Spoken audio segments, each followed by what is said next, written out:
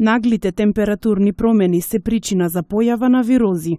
При вакво променливо време, граѓаните најчесто страдаат од акутни заболувања на горните респираторни органи, вели доктор Светлана Трифуновска, специјалист по семејна медицина.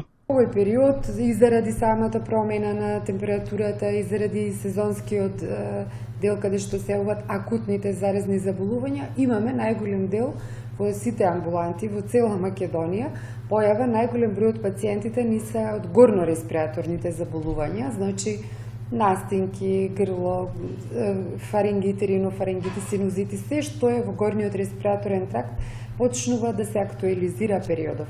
Многу помал дел од дека и долно-респираторните инфекти, односно повеќе имаме екзацербации, односно реемисии на хронична, обструктивна, некоја белодробна болест, астмата, исто така знае да бронхиектазиите, да се потенцираат овој период. За да се заштитат од ваквите инфекции, пациентите треба да ги применуваат советите на матичните лекари.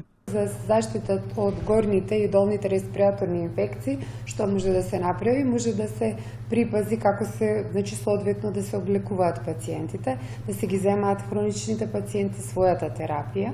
Тие што знаат дека страдаат од хронични синузит, риносинузит, значи да се покријат со соодветна терапија, дали со помпи, дали со таблети, и што веднаш се појави некој знак на настинка, да се јават навремено кај своите матични доктори.